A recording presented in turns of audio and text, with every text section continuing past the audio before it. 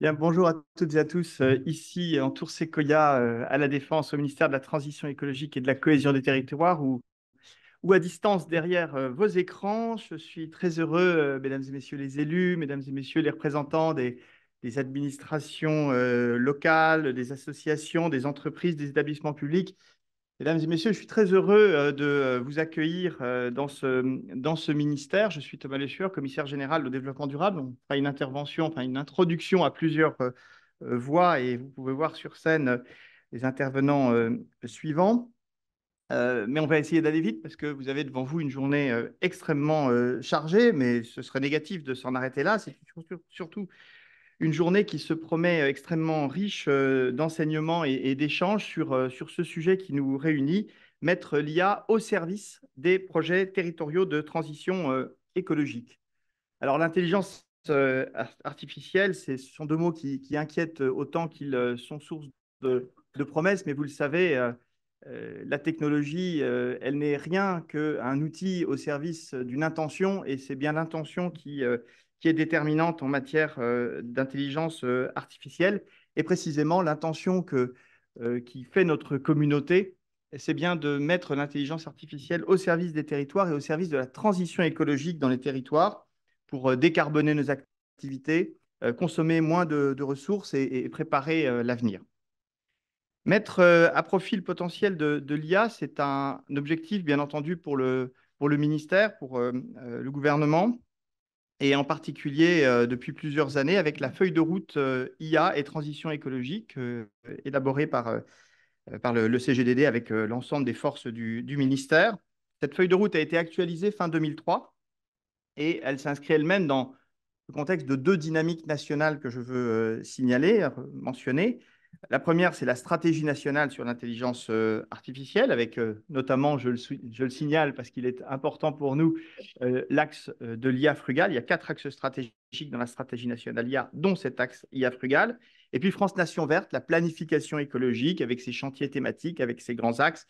Je ne vais pas vous les détailler, mais c'est un élément, bien entendu, extrêmement structurant de notre action.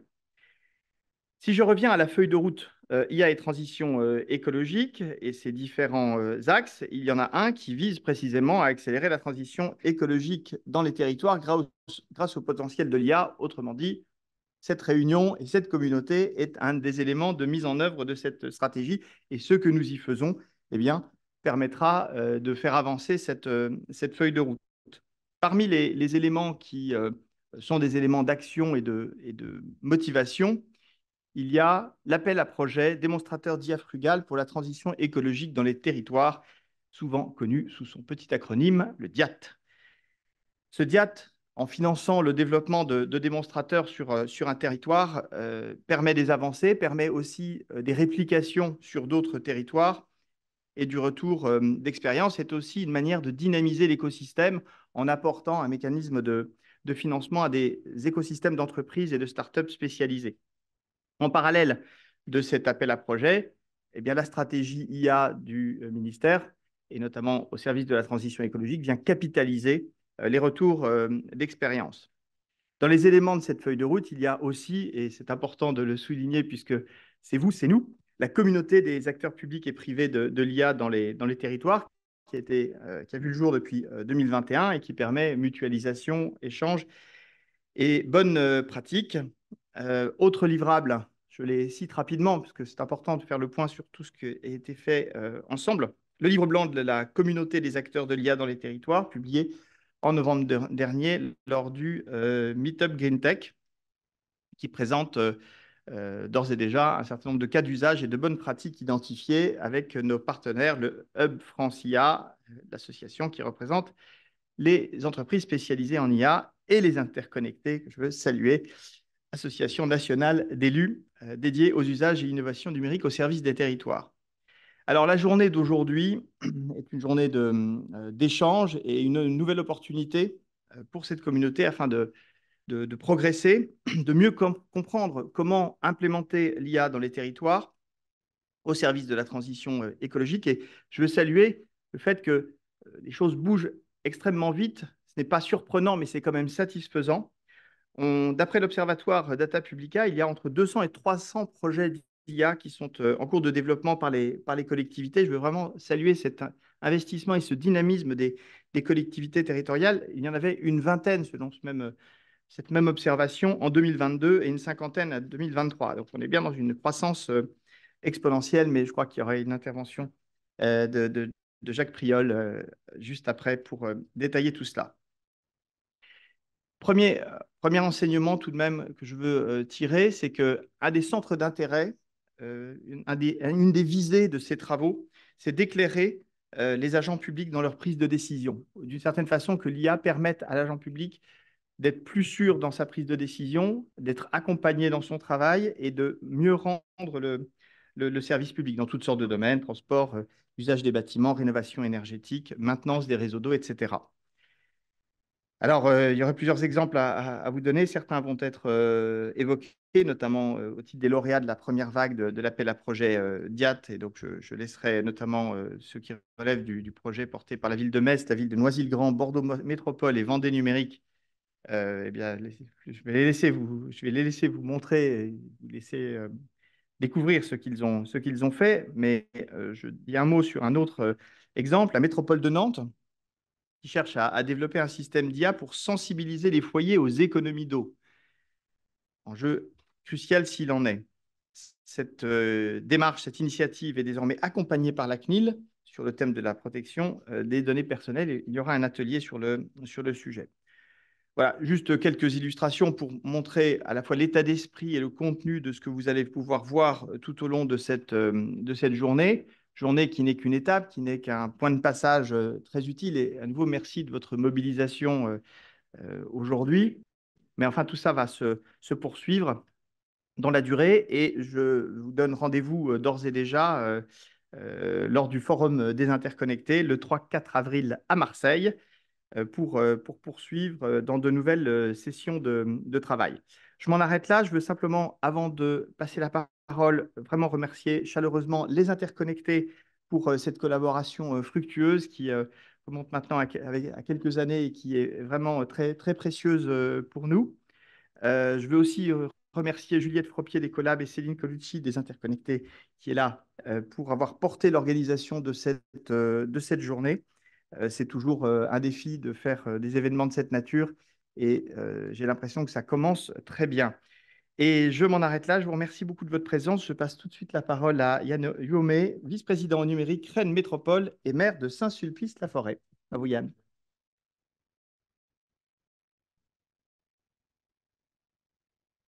Et bonjour à toutes et à tous. Yann Yomé, effectivement, de Rennes Métropole, mais là, je suis là pour représenter les interconnectés. Et du coup, commencer mon propos par excuser Francky Trichet qui voilà, n'avait pas la capacité aujourd'hui à se déplacer, donc il m'a donné la lourde tâche, en tout cas, de présenter les interconnectés. Vous connaissez par ailleurs.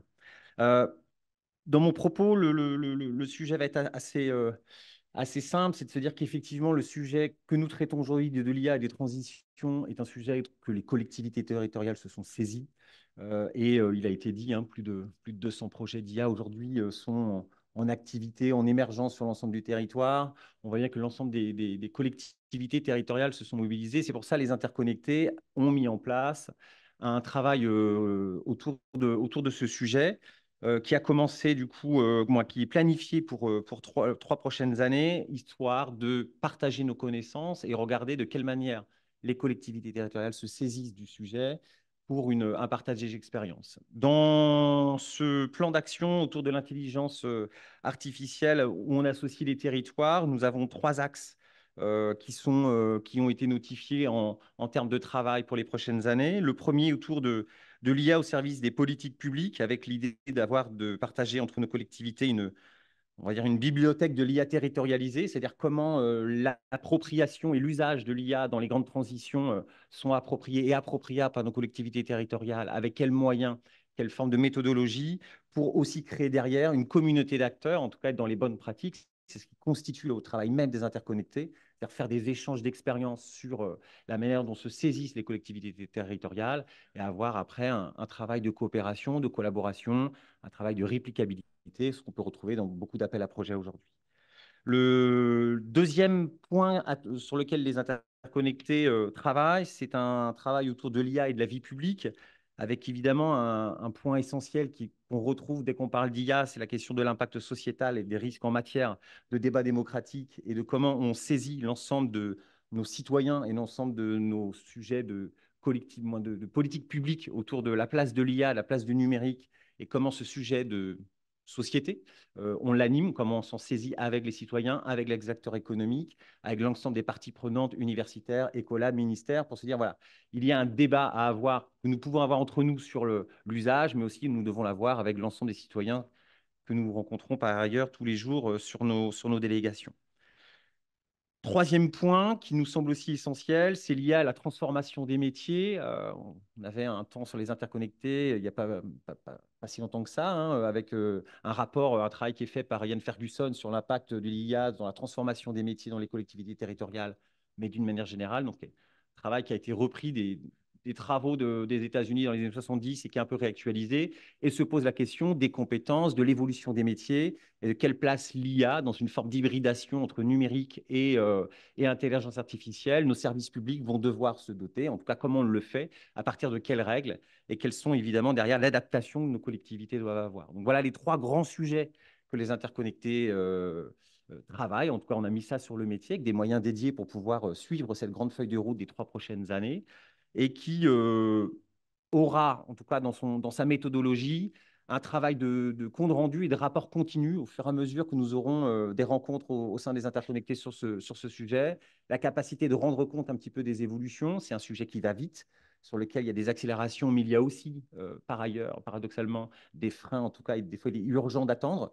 Donc, nous allons essayer de prendre le temps de poser ces éléments-là pour après pouvoir le partager au plus grand nombre. Et il a été dit, hein, le 3-4 avril prochain, nous serons à Marseille pour faire un point dans le cadre du forum national des interconnectés, dont le sujet de l'IA et particulièrement les transitions énergétiques, écologiques et de la place de l'IA sera un sujet central dans le compte rendu de nos travaux intermédiaires.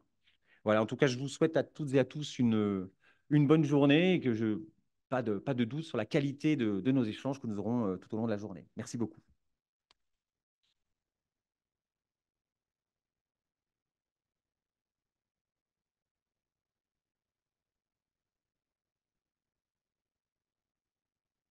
Bonjour à tout le monde. Merci aux interconnectés et à l'Ecolab de nous avoir proposé de participer aujourd'hui, de rentrer un petit peu dans les projets que la Banque des Territoires instruit et en tant qu'opérateur de ces appels à projets DIAT évoqués précédemment. Aujourd'hui, la Banque des Territoires à plusieurs actions. Je vais en citer trois pour illustrer un petit peu ce sur quoi on travaille. À la fois, on investit dans des sociétés qui travaillent sur l'IA, qui travaillent sur les données, qui travaillent sur les questions de la green tech.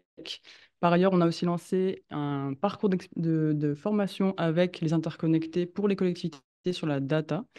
Et enfin, comme je vous l'indiquais, donc on opère deux appels à projets notamment, donc les territoires intelligents et durables et DIAT évoqués précédemment. Dans ce cadre de ces appels à projets, quels sont les objectifs? C'est expérimenter des choses, bien sûr, favoriser la réplicabilité, le passage à l'échelle, et puis créer cette communauté de pilotes, d'acteurs qui pourront ensemble apprendre et aller vers le succès de ces projets. Peut-être pour avoir quelques éléments sur les lauréats qu'on a déjà. Donc, on a déjà 17 lauréats, 13 sur l'appel à projet TID, donc Territoire intelligent et durable, où il y a 30 millions d'euros qui ont été alloués à ces projets. Et on en a déjà donc, évoqué un petit peu tout à l'heure, 4 autres lauréats qui concernent l'appel à projet DIAT pour environ 5 millions d'euros. Aujourd'hui, on a reçu donc, le 1er décembre dernier une nouvelle vague de candidatures pour les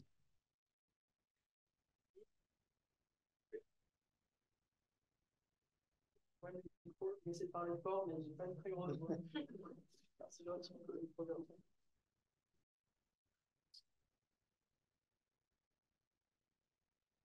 Que ça marche? Oui. Merci beaucoup.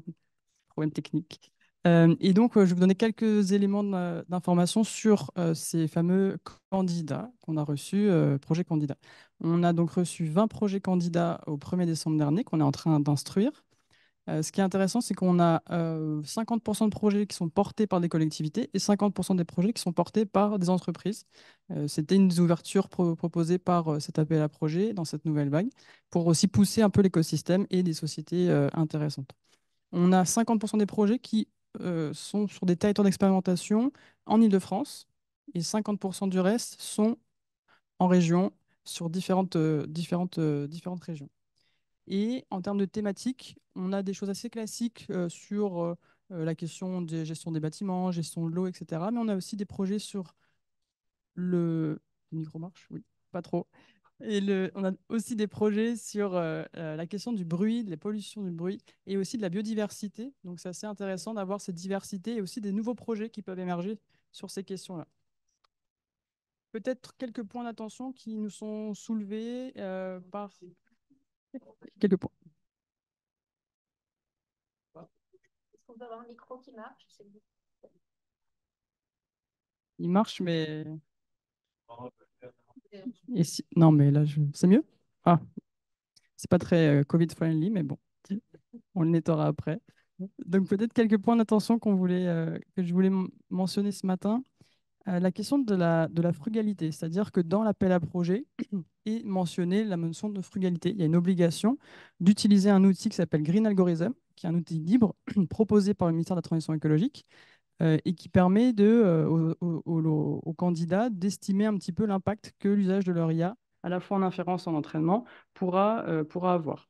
Ça, c'est assez intéressant. Je crois que c'est le seul appel à projet aujourd'hui qui oblige les candidats à utiliser cet outil. Donc, enfin, merci.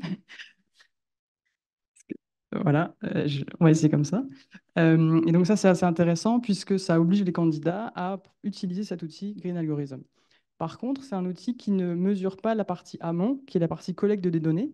Donc, on peut être très frugal dans l'utilisation de son IA, mais on peut avoir un impact environnemental plus fort sur la partie collecte des données. Donc là, il y a une réflexion aussi à avoir sur tous les travaux de frugalité et liés aussi à la sobriété sur la totalité de la vie du projet. Et de fait, se pose la question du coût-bénéfice entre le coût, l'impact environnemental de l'IA et l'intérêt de la solution proposée. À quel moment on a un arbitrage politique pour se dire est-ce que ça vaut le coût, entre guillemets, qui est un coût environnemental élevé de la solution par rapport aux bénéfices qu'on en attend derrière. Donc ça, c'est un arbitrage aussi plus politique qu'il faudra à un moment donné se poser. Et puis, peut-être une dernière remarque concernant le passage à l'action, puisqu'aujourd'hui, on produit beaucoup d'IA qui visent à aider, donc faire de l'aide à la décision, c'était évoqué précédemment.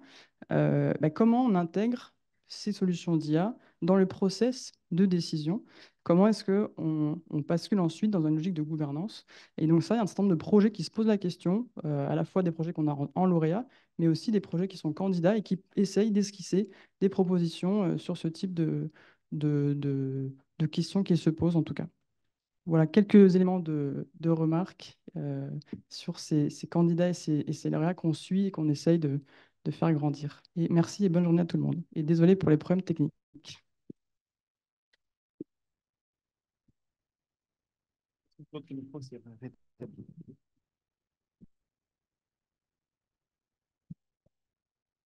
Alors, j'essaye pour voir si ça fonctionne. On dirait que ça fonctionne. Très bien. Merci beaucoup pour ces interventions. Peut-être juste un petit point. Vous m'entendez correctement? Est-ce que c'est mieux comme ça? Non? Bon, alors, attends, non.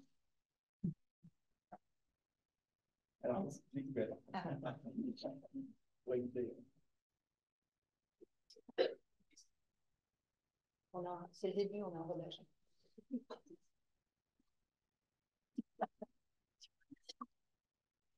Merci beaucoup pour ces interventions. Un petit complément très rapide donc pour me présenter, Céline Colucci, déléguée générale des Interconnectés. Je tiens vraiment à vous remercier, Monsieur Le Sueur, de votre accueil. Également Thomas Cotinet et Juliette Fropier, toute l'équipe des collabs qui a travaillé d'arrache-pied avec nous à la préparation de cette journée et également aux équipes des Interconnectés. interconnectés qui, ici et à distance, sont également très mobilisés. Juste pour rappel, et Yann Yomé l'a dit, mais les interconnectés, c'est bien une association d'élus qui a été aussi fondée par deux associations, les Intercommunalités de France et France Urbaine. Et nous travaillons vraiment tous ensemble dans une même direction sur ces enjeux de transformation numérique, avec évidemment une vision très ouverte. On travaille très bien aussi avec les autres associations d'élus sur ces thématiques qui nous sont communes. L'idée, peut-être pour vous donner un petit peu le cadre de ce travail, la commission numérique que Yann Yomé présentait tout à l'heure, c'est vraiment l'instance des élus qui permet de prendre des décisions et non seulement en réponse aux différentes actualités, mais aussi en se saisissant de sujets un petit peu en amont. Et sur l'IA, je pense que c'est un point qui a été très tôt identifié comme un point d'attention. Et dès les prémices, il y a eu cette réflexion, d'où ce plan d'action sur 3 ans. Et on est vraiment très heureux, et cette journée en fait partie, de pouvoir animer avec Ecolab cette communauté d'acteurs ensemble. C'est extrêmement précieux. On a également des groupes de travail qui relaient ce travail tout au long de l'année auprès du terrain, auprès des agents qui sont souvent très seuls sur ces sujets. Et ça aussi, c'est un point important. Donc, dans le cadre de ces territoires prod, on travaille avec eux tout au long de l'année et l'IA vient s'inscrire dans une continuité de travail qu'on a sur la donnée, l'exploitation des données dans les politiques publiques qu'on mène depuis plusieurs années, depuis au moins 5 ans de manière continue. Donc là aussi, une suite logique dans nos travaux et au long de la journée, on ne manquera pas de refaire le lien aussi entre données et exploitation via ces nouveaux outils. Et puis les événements comme aujourd'hui, c'est des moments pour venir aussi à votre écoute. On est en proposition évidemment de contenu. On essaie d'élaborer des programmes et j'espère que la journée d'aujourd'hui répond dans le bon sens, qui vous propose des éléments pour avancer, mais on est aussi extrêmement demandeur de vos remarques et de vos retours tout au long des ateliers, tout au long des masterclass qui auront lieu. C'est important que vous puissiez exprimer vos attentes, exprimer vos doutes, exprimer vos besoins pour qu'on puisse aussi ensemble travailler sur des nouvelles pistes de travail et continuer à vous accompagner au mieux. Donc, on l'a déjà dit, il y aura un événement fin d'année, mais je voulais aussi donc remercier les partenaires de la journée, donc évidemment les collabs et le ministère, mais également Intercommunalité de France, France Urbaine, nos fondateurs, et puis nos partenaires privés et nos partenaires institutionnels qui nous permettent d'organiser ces événements. C'est extrêmement important de pouvoir compter sur leur soutien. Donc, la Banque des Territoires, qu'on a entendu tout à l'heure, Orange, Sinbird et Microsoft, qui sont également nos partenaires actifs et apporteurs aussi d'expertise tout au long de l'année. Donc, merci à eux. Et puis, pour enchaîner et vous annoncer ce qui va se passer après très rapidement, donc, dans cette journée, on va avoir donc un point d'étape avec l'Observatoire Data Publica présenté par Jacques Priol. Merci Jacques d'avoir répondu à notre invitation. Et puis ensuite, une table ronde où on s'interrogera sur comment mobiliser l'IA pour servir les enjeux de transition écologique des collectivités. Et puis ensuite, on démarrera les masterclass. Donc à partir de 11h45, on pourra vous permettre de vous répartir dans les différentes salles. Donc sur l'accès à la donnée environnementale, la collaboration avec la recherche et le traitement des données, l'évolution de la réglementation en matière d'IA, avec notamment la participation de la CNIL qui voilà, a accepté de se mobiliser pour répondre aussi à vos questions. Et cet après-midi, donc après un temps de déjeuner, parce que tout de même, la convivialité fait partie du contrat qu'on a entre nous, on aura un tour d'horizon d'initiative dans le cadre du même foyer à la fin du déjeuner pour que vous puissiez rencontrer quelques projets. Et puis, et ensuite, l'après-midi, des ateliers pour préparer l'émergence des projets. Donc, l'horaire est évidemment 14h30, 16h sur ces ateliers, avec l'idée là vraiment de vous donner quelques éléments d'information sur l'IA générative, la planification écologique, quelques inputs, mais aussi vous entendre et voir quelles sont vos attentes, quelles sont vos pistes de réflexion sur ce sujet et pouvoir y donner une suite. Pareil sur l'aménagement durable du territoire et la gestion des risques. Et on se retrouvera tous ensemble ici pour une clôture et un partage finalement des grandes lignes qui seront sorties des ateliers. Donc effectivement, une journée très riche et qu'on espère fructueuse pour tous. Je vais à présent donner la parole à Jacques Friol pour ce temps d'observation sur l'IA territoriale en 2024. Et je vais juste avant libérer les intervenants de la première partie en vous remerciant. Merci beaucoup.